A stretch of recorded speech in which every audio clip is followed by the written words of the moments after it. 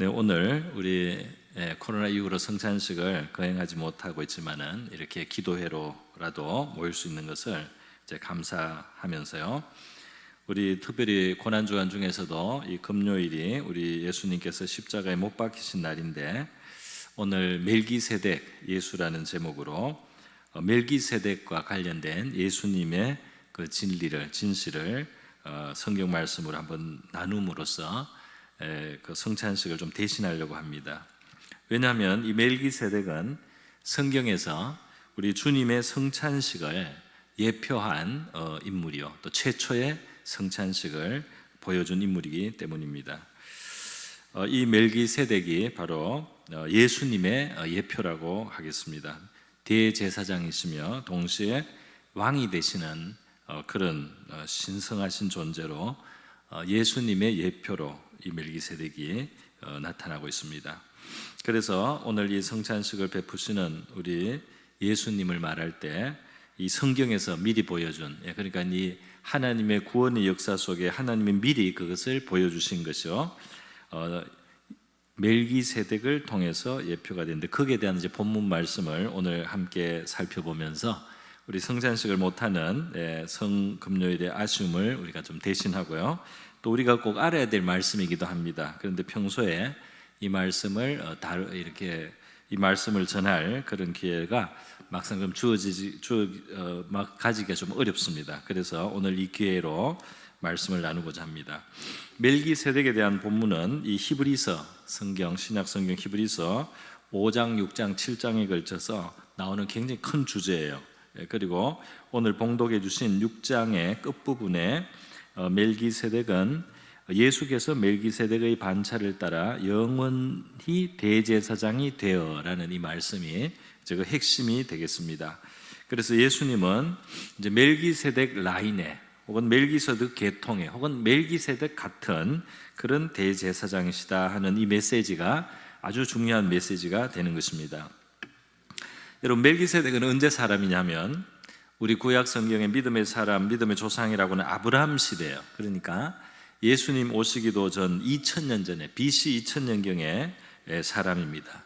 멜기세덱은 창세기 14장에 등장을 하는데요, 아브라함이 조카 롯과 함께 가나안에 이제 들어왔는데, 조카 롯은 소돔성 쪽에 이제 살게 되었다가 문제가 생깁니다. 지역의 왕들끼리 전쟁을 하는데요, 이 소돔 왕이 속한 쪽이 패합니다. 그래서 포로로 롯도 끌려가는 겁니다.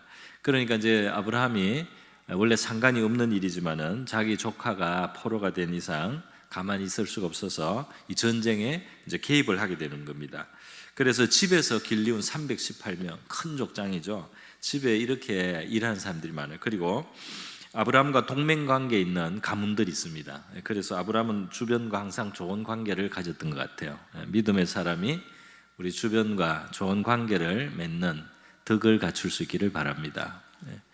그래서 이 주변 사람들과 위기가 있을 때 다 도와주려고 하는 이런 사람들이 있다 이 말이에요.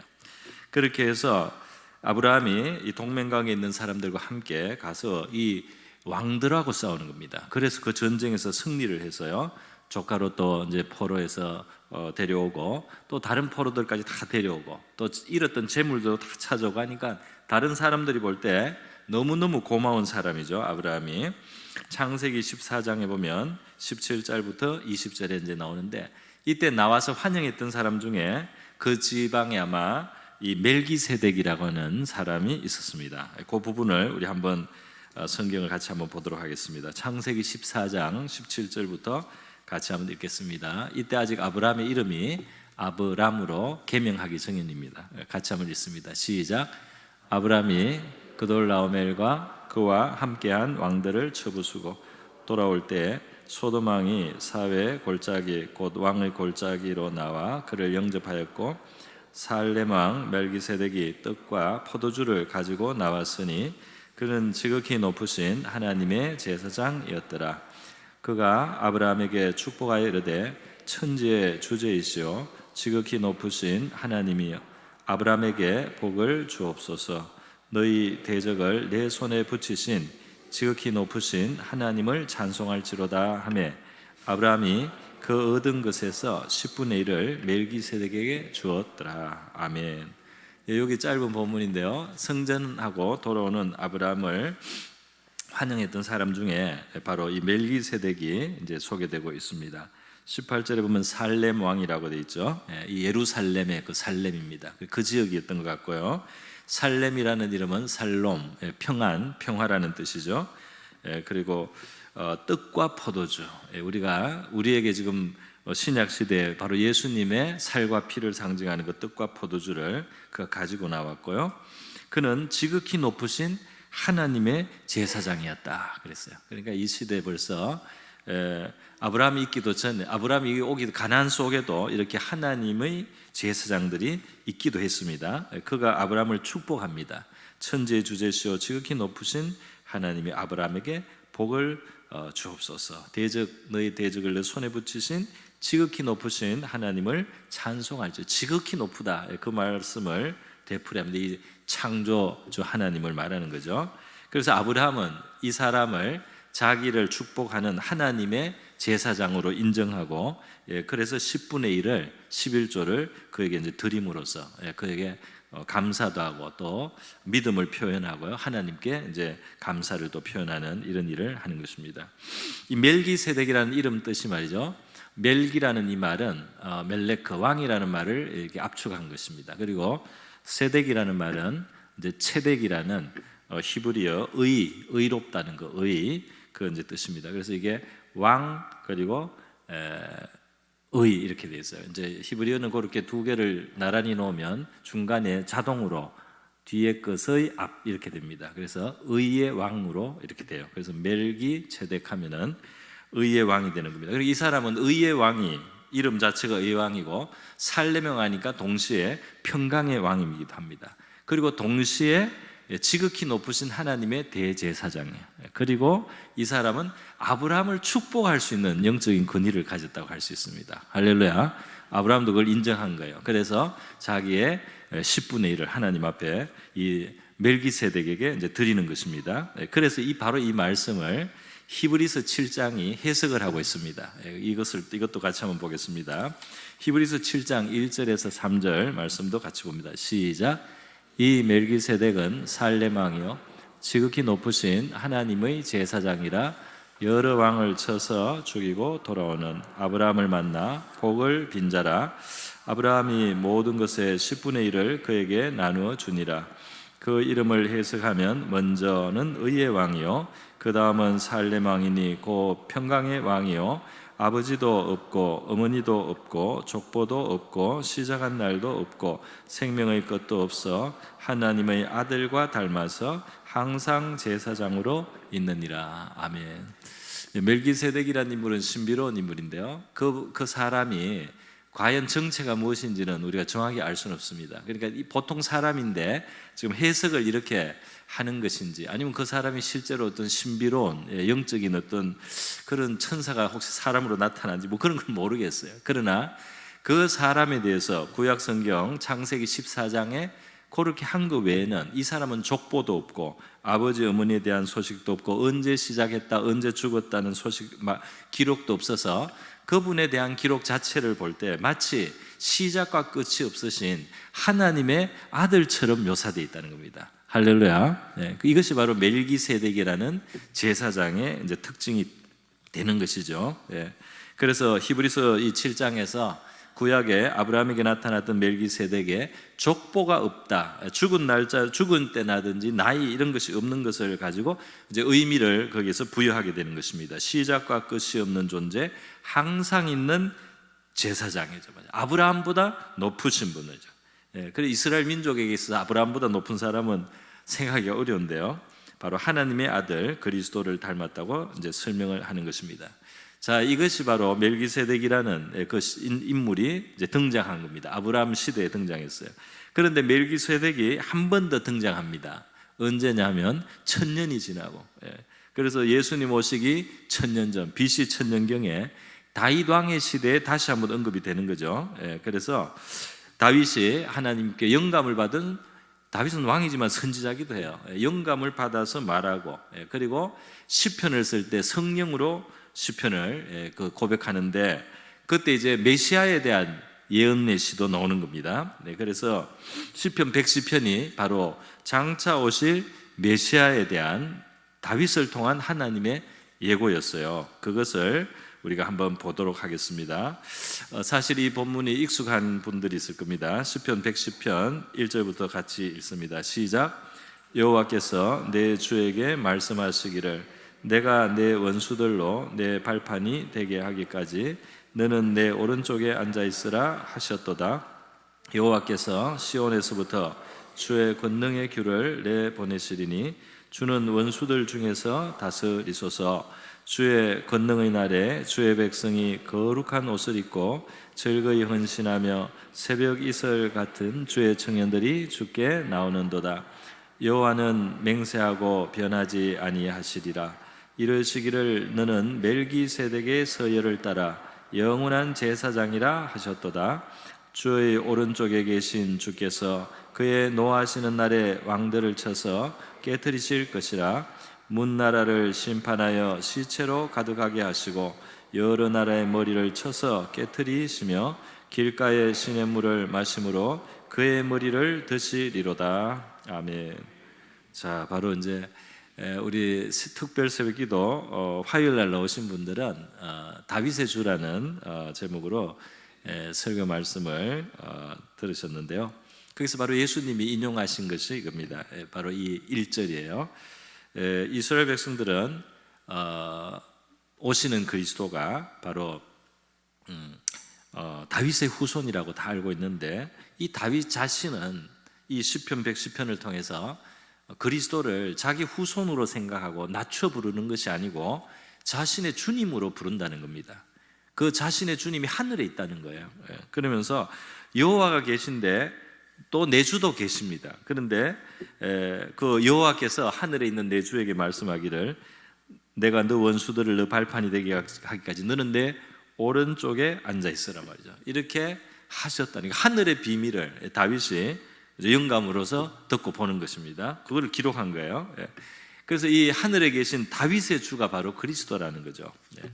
이 그리스도는 지금 4절에 의하면 바로 여호와께서 맹세하면서 그 하늘에 계신 주 그리스도에게 너는 멜기세덱의 서열을 따라 영원한 제사장이다. 이렇게 다윗의 주를 영원한 제사장이라고 또 맹세하신다는 겁니다. 그러면 이 다윗의 주는 주의 하나님의 오른편에 계신 주라고 했어요. 그러니까 우리 사도신경을 고백할 때 그리스도가 죽으셨지만은 다시 살아나셔서 죽은 자 가운데서 다시 살아나셔서 하늘에 오르사 전능하신 하나님 우편에 앉아 계시다가 하나님 우편에 오르신 그리스도를 우리가 고백하지 않습니까? 그렇게 바로 나오고 있는 겁니다. 그리고 이분이 온 세상의 심판주이십니다. 나중에는 지금은 구원의 주님이시지만 온 세상을 심판하시는 권세도 바로 그리스도께 있단 말이에요. 그렇게 말씀하고 있습니다. 자, 그래서 여러분 이 1절 말씀은 우리가 바로 화요일 날 특세 때 나눴던 바로 그 말씀이에요. 그리스도는 다윗의 후손으로 알려져 있는데 왜 다윗은 시편 110편에서 그리스도를 말할 때 하늘에 계신 내 주라고 이렇게 불렀느냐는 것이죠. 다윗의 후손의 가문에서 그리스도가 이 세상에 나시는 것은 맞습니다. 그러나 그는 근본 영원 전부터 하나님과 함께 계신 하나님의 아들로서 이 세상을 말씀으로 지으신 분이에요. 할렐루야. 그가 성령으로 잉태되어 다윗의 후손의 가문을 통해서 이 세상에 오신 것입니다. 그런데 바로 이 시편 110편 메시아를 예고한 이 시편에서 하나님께서 천상의 그리스도에게 너는 멜기세덱의 서열을 따른 영원한 제사장이다. 그 영원한 제사장이 되라 하고 맹세하신 것이 말씀으로 나왔다는 것입니다. 여러분, 예수님은 멜기세덱이 아브라함을 축복하는 아브라함보다 높은 사람이었지만은 바로 이 예수님은 그 아브라함보다 더 멜기세덱이 아브라함보다 높듯이 예수님도 아브라함보다 높으신 거죠. 이 혈통상으로는 아브라함의 후손에서 이스라엘 민족이 이루어지고 그 속에서 예수님이 나시지만은 성령으로 잉태되어 들어오신 것이기 때문에 진짜 그런 의미에서 아브라함보다 낮은 아브라함의 후손이 아니다 이 말이에요. 여러분, 아브라함의 후손 속에는 그 아들 이삭이 있고 또 그 아들 야곱이 있어서 그 야곱의 아들들 12아들 중에 이제 레위라는 아들의 지파가 성전의 일을 하게 되고, 그 레위 지파 속에서도 아론이라고 하는 사람의 가문만 제사장입니다. 그러니까 이 아론이라고 하는 레위 지파의 한 가문만, 거기서 이제 이스라엘의 제사장이 나오는 거예요. 그런데 예수님은 이스라엘 민족 중에 레위 지파의 가문이 아닙니다. 유다 지파라고 우리는 알고 있죠. 유다 지파예요. 그러니까 이 정상적인 원래의 하나님이 모세 시대부터 주셨던 그 질서하고는 다른 질서인 겁니다. 그 모세 시대 때 하나님이 이스라엘의 제사장 가문은 레위 후손 중에, 그 중에서도 아론 가문에 아론에게서 나온 아론의 후손만 제사장이다, 그렇게 임명을 해주신 거예요. 그러나 이제는 멜기세덱의 반차, 멜기세덱의 서열을 따른 다른 차원의 제사장을 하나님이 주시려고 하는 겁니다. 그는 하늘에서 하나님의 우편에 계셨던 분이에요. 그분이 오셔서 멜기세덱처럼 그분은 시작도 없고 끝도 없는 영원하신 분이 오시는 겁니다. 할렐루야. 그런 영원하신 분이 제사장으로 이제 오시는데, 이제 빌려서 오기는 레위 지파가 아닌 유다 지파를 통해서 오십니다. 그래서 그 처음 질서는 이제는 끝이 나고 새로운 고차원으로 하나님께서 처음 질서와 다른 질서를 만드신다 이 말입니다. 하나님의 일은 이렇게 차원이 달라지고 새로운 것들이 늘 생깁니다. 할렐루야. 창조의 하나님이에요. 창조 하나님은 더 새로운 것이 늘 있는 그대로, 늘 옛날 그대로, 늘 있는 그대로 지게를 지고 천년을 살고 말이죠. 그 좁은 길을 안 넓히고 말이죠. 천년을 말이죠. 이 좁은 길로만 한양을 다니다가 호랑이한테 해를 받고 말이죠. 그게 시간이 지나고 50년이 지나고 100년이 지나면 길도 좀 넓히고 말이죠. 이제는 좀 지게가 아니고 뭔가 다른 방법으로 움직이는 것도 좀 생각을 해야 될 텐데, 우리 믿는 사람들은 우리 하나님과 함께하고 하나님의 창조의 영감을 우리가 가질 수 있기를 바랍니다. 창조적인 영감을 우리가 받아서 새로운 것을, 틀을 깨고 말이죠. 새로운 것이 일어나요. 제가 영국에서 박물관을 갔다가 깜짝 놀랐어요. 우리가 천년 동안 똑같은 지게를 지고 똑같은 농사를 지을 때 10년, 20년마다 새로운 기계를 만들었더라고요. 10년, 20년마다 조금 더 나은 기계, 조금 더 나은 기계, 조금 더 나은 농사 기계들이 계속 나와서요.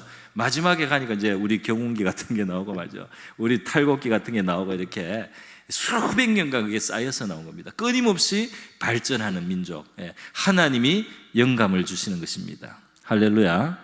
하나님이 우리를 이 땅에서 정말 성공하고 승리하게 하시기를 원하신 거예요. 그럴 때 하나님은 우리에게 새로운 것을 보게 하시고 새로운 것을 행할 수 있는 지혜와 통찰력을 주실 줄 믿습니다.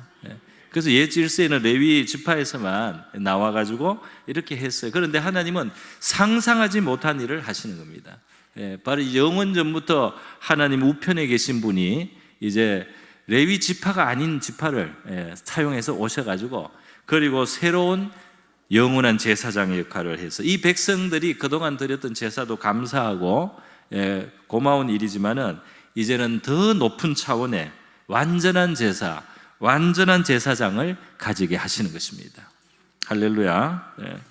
그래서 말이죠. 사실 그런 의미에서 이제 아론의 가문에서 나왔던 제사장보다 훨씬 완전한 바로 이제 예수님이 오시는 겁니다. 오신 것입니다. 그런 의미에서 이 아론의 후손 제사장들은 보통 사람이니까 일할 수 있는 나이가 한 30쯤, 25, 30쯤부터 일해서 50세, 55세 이렇게 되면 이제 끝나는 거죠. 그리고 이제 또 다른 사람이 또 이제 제사장을 계속 이어나가야 되는 겁니다. 그러나 예수님은 영원하신 분입니다. 할렐루야. 제사장이 자꾸 갈릴 필요가 없어요. 영원하신 제사장 한 분으로 충분합니다. 하나님 앞으로 사람들을 인도했던 그 제사장의 직분, 그 제도가 없어졌느냐? 없어졌습니까? 아니요. 우리는 이 성경을 통해서 제사장이 지금도 있는 겁니다. 할렐루야. 제사장 제도가 없어진 게 아니고 제사장이 계신 거예요. 그런데 이제는 옛날하고 완전히 다른 차원의 제사장, 영원히 변치 않는 우리의 제사장 예수, 멜기세덱 반열의 예수 제사장이 계신 것입니다. 히브리서 7장 22절에서 28절 말씀인데요, 우리 같이 한번 읽어보겠습니다. 읽습니다. 시작. 이와 같이 예수는 더 좋은 언약의 보정이 되셨느니라. 제사장 된 그들의 수요가 많은 것은 죽음으로 말미암아 항상 있지 못함이로되 예수는 영원히 계심으로 그 제사장 직분도 갈리지 아니하느니라. 그러므로 자기를 힘입어 하나님께 나아가는 자들을 온전히 구원하실 수 있으니 이는 그가 항상 살아계셔서 그들을 위하여 간구하심이라. 이러한 대제사장은 우리에게 합당하니 거룩하고 악이 없고 더러움이 없고 죄인에게서 떠나 계시고 하늘보다 높이 되시니라. 그는 저 대제사장들이 먼저 자기 죄를 위하여 다음에 백성의 죄를 위하여 날마다 제사 드리는 것과 같이 할 필요가 없으니 이는 그가 단번에 자기를 드려 이루셨음이라. 율법은 약점을 가진 사람들을 제사장으로 세웠거니와 율법 위에 하신 맹세의 말씀은 영원히 온전하게 되신 아들을 세우셨느니라. 아멘. 네. 여러분, 그런 의미에서 말이죠, 우리 십자가는 새로운 시대의 제단인 것입니다. 제단이 구약시대에 성전에 있던 그 제단이 이제는 십자가라는 제단으로서 이제 하나님이 세우신 것이에요. 그리고 이 제사는 구약시대하고 또 차원이 달라요. 그때는 제사장이 있고 동물 짐승이 있었는데 예수 그리스도를 통한 하나님의 완전한 제사는 제사장 자신이 자신을 제물로 드리는 겁니다. 그래서 그러한 제사가 드려졌단 말이죠. 27절에 있는 대로 그가 단번에 자기를 드려 이루셨습니다. 한 번으로 충분한 제사예요. 오늘 바로 성금요일 갈보리 언덕, 영어로는 갈보리, 히브리어로는 골고다 같은 뜻인데요, 우리 십자가는 바로 저와 여러분을 위한 제사입니다. 할렐루야. 그것이 바로 저와 여러분을 위한 제사를 드린 것이에요. 거기서 죽고 3일 만에 부활하신 예수님은 우리의 영원한 제사장이십니다.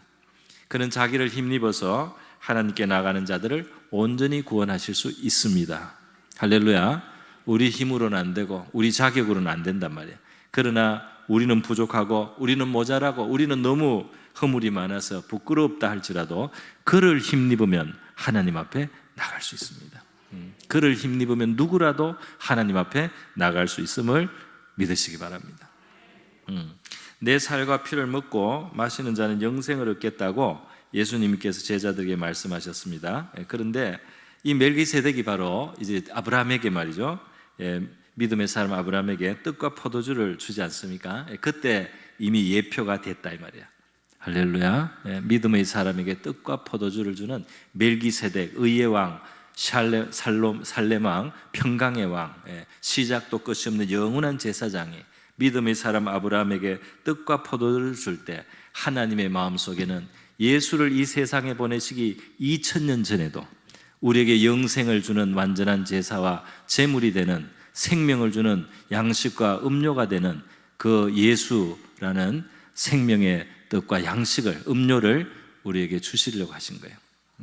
하나님은 그때부터도 이미 그것을 기다리고 계신 것입니다. 우리 마지막으로 히브리서 5장 말씀을 통해서 멜기세덱의 반차를 따른 대제사장이신 예수를 설명한 본문을 한번 보겠습니다. 히브리서 5장 1절에서 좀 긴데요, 여러분은 이제 대략 이해가 되실 줄 믿습니다. 10절까지 같이 한번 읽습니다. 시작. 대제사장마다 사람 가운데서 택한 자이므로 하나님께 속한 일에 사람을 위하여 예물과 속지 않은 제사를 드리게 하나니 그가 무식하고 미혹된 자를 능히 용납할 수 있는 것은 자기도 연약에 휩싸여 있음이라. 그러므로 백성을 위하여 속죄제를 드림과 같이 또한 자신을 위하여도 드리는 것이 마땅하니라. 이 종기는 아무도 스스로 취하지 못하고 오직 아론과 같이 하나님의 부르심을 받은 자라야 할 것이니라. 또한 이와 같이 그리스도께서 대제사장 되심도 스스로 영광을 취하심이 아니요 오직 말씀하시니가 그에게 이르시되 너는 내 아들이니 내가 오늘 너를 낳았다 하셨고 또한 이와 같이 다른 데서 말씀하시되 내가 영원히 멜기세덱의 반차를 따르는 제사장이라 하셨으니 그는 육체에 계실 때 자기를 죽음에서 능히 구원하실 이에게 심한 통곡과 눈물로 간구와 소원을 올려드렸고 그의 경건하심으로 말미암아 들으심을 얻었느니라. 그가 아들이시면서도 받으신 순종함을 배워서 온전하게 되셨은즉 자기에게 순종하는 모든 자에게 영원한 구원의 근원이 되시고 하나님께 멜기세덱의 반차를 따른 대제사장이라 칭하심을 받으셨느니라. 아멘. 예, 바로 제가 이제 설명드려서 이 본문 이제 이해되실 것 같습니다. 여기에 우리 예수님께서 우리 멜기세덱의 반차를 따른 대제사장이라 결론이 나는데요. 우리 9절에 한번 주목해 보겠습니다. 9절에 8절에 보면 그가 아들이시면서도 받으신 고난으로 순종함을 배웠다. 그러니까 이 땅에 이제 사람의 몸으로 오셨으니까 고난을 경험하시고 말이죠. 그리고 7절에 보면 예수님이 그 겟세마네 기도라든지 이제 그런 것들이 우리가 표현이 되어 있습니다. 육체에 계실 때 자기를 죽음에서 능히 구원하실 이에게 심한 통곡과 눈물로 간구와 소원을 올렸고 그의 경건하심으로 말미암아 들으심을 얻었느니라. 간절한 기도 그리고 하나님 앞에 경건하게 그렇게 가지셨던 예수님의 마음이 여기 이제 표현이 되어 있습니다. 자, 그래서요 우리의 온전하신 대제사장이신 예수님, 그분은 온전한 대제사장이 되시기 위해서 사람이 되시고 이 땅에 오시고 그 고난의 자리를 이제 준비하시고 또 맞이하시고 오늘 그 영상으로 보듯이 정말 참혹한 그런 일들을 그분이 이제 다 통과하셨어요. 그리고 그 전에라도 심한 통곡과 눈물로 간구하셨습니다.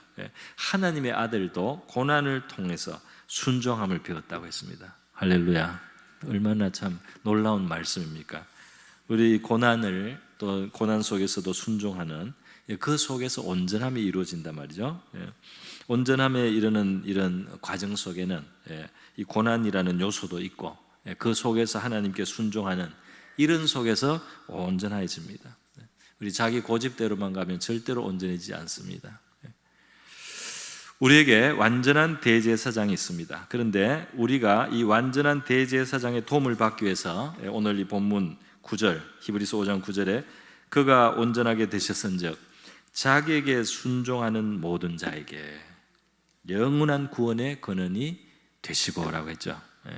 그러니까 여러분 주님은 우리를 위해서 온전한 제사장이 되시기 위해서 정말 피땀을 쏟았습니다.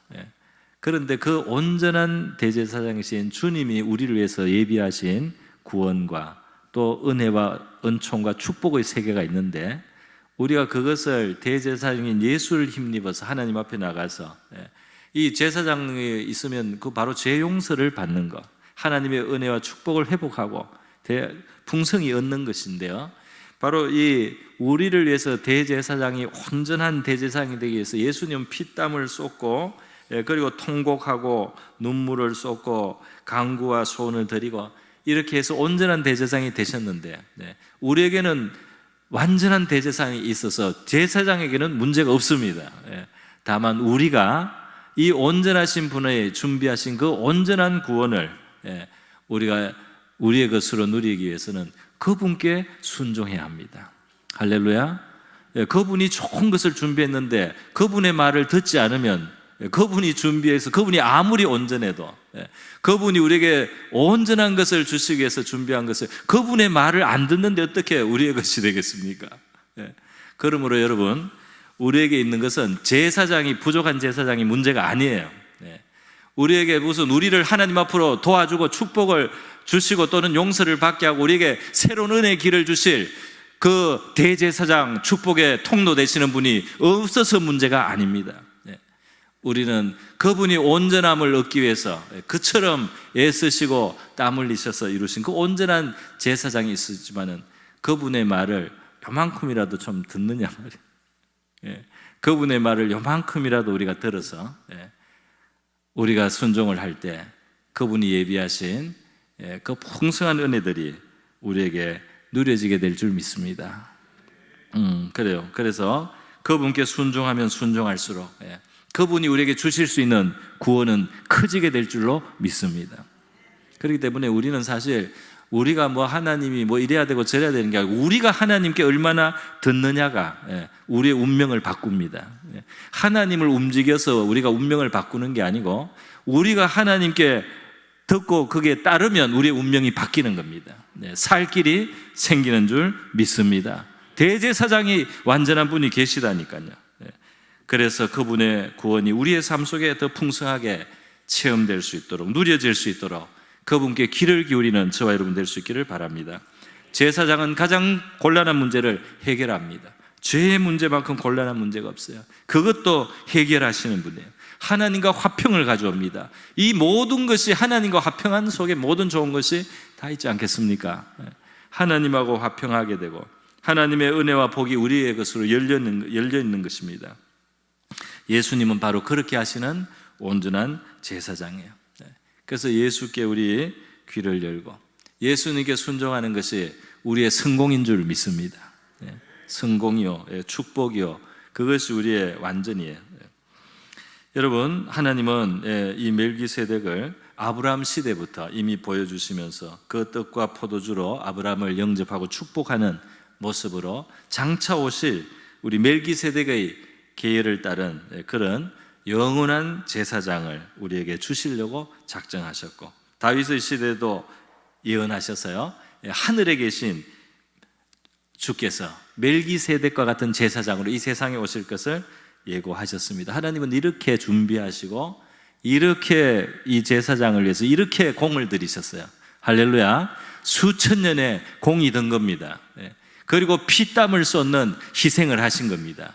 이래서 이루신 위대한 대제사장을 가지신 저와 여러분은 이 대제사장에게 붙어야 사는 것입니다. 이 대제사장에게 붙어서 저와 여러분의 삶 속에 하나님의 구원이 충만하기를 축원합니다.